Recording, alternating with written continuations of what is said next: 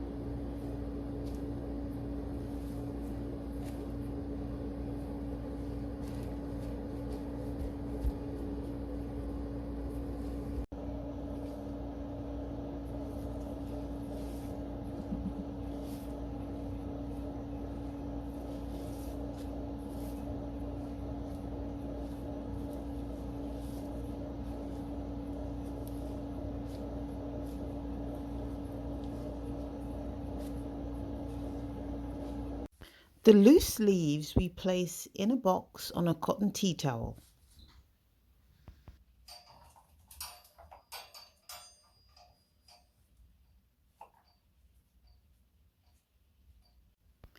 Then the rest of the bunches that we've tied up, we just hang those there on the hooks and we leave them for a couple of weeks until they're crispy and dry.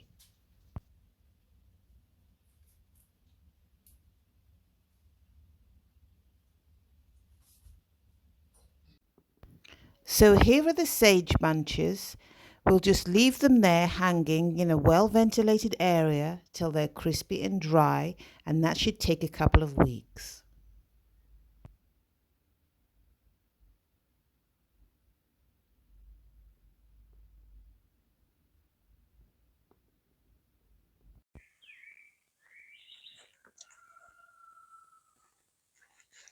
Now, this is the holy basil here.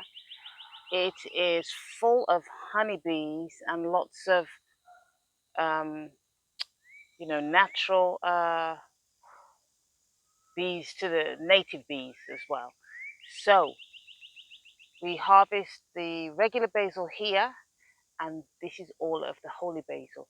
We're actually going to collect the seeds from these and harvest those for next year, but the actual basil we'll still use.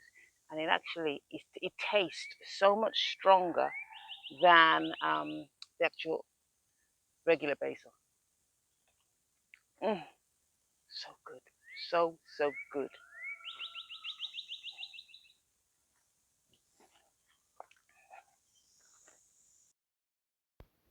Now I've cut the basil, the regular basil that was growing, and we really need to give this a very, very good wash because you'll find underneath the basil, once you've harvested it, that there's lots of little bugs, aphids, just very small undetected bugs that you'll find.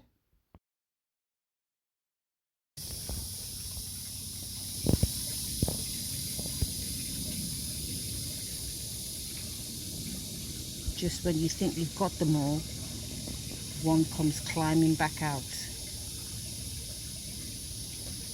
to try and hide under the leaves. And you can see, oh, see there again. And no matter how much you try and wash these things away, they just keep coming up. So you've got to be determined when you get these aphids. Just how they get into your life, your all thoughts, the thoughts, your family, your marriage. they all come in. Joel chapter 2 speaks of that, which comes to destroy That's the right. crop. And you have to be diligent. Diligent. And 2 Corinthians chapter 10, verse 3, 4, that's 5, and right. 6. For the weapons of our warfare. Right, not- so, yeah, we war not after the flesh. And then, yeah, verse 4 you were saying, the weapons of our warfare is not carnal, but mighty That's right. For the pulling down of strongholds, yes, and casting down imaginations. yes, So we have to get these enemies. bugs and these, Good, that's so good, Nicole. all of these. And then verse 6 says, and when we have been obedient, God shall revenge all disobedience. But we don't hear that so much being spoken or taught. But it says, and having been obedient, then God shall revenge all disobedience. So our job is to be obedient. That's right. And he'll take care of the rest. Now you see, you think you've got them, and then they just, look, there it comes again.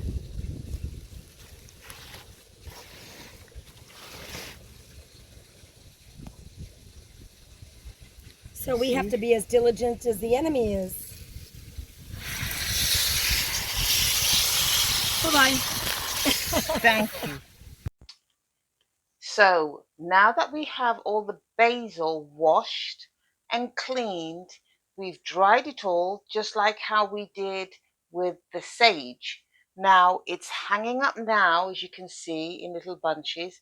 And now I'm going to take it into another room so I'll show you what we do with the herbs once they've been washed and dried.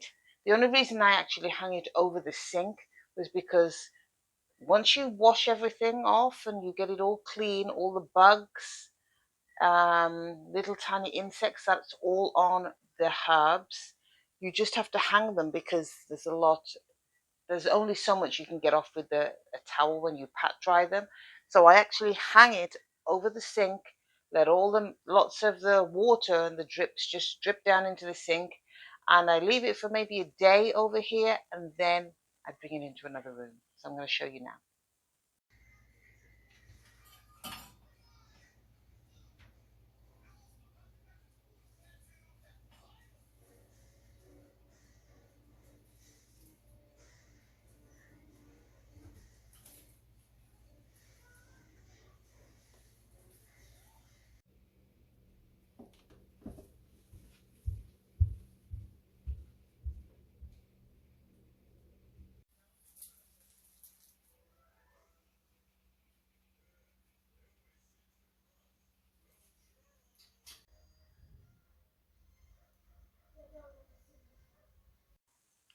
Hey everyone, that is it for now. So I hope you enjoyed the video, and I hope this encourages you to grow some herbs and see them through to harvest. It's not hard, it's really easy. You don't need complicated soil amendments, just a cup, some soil and some seeds. So enjoy. Bye for now. Start growing.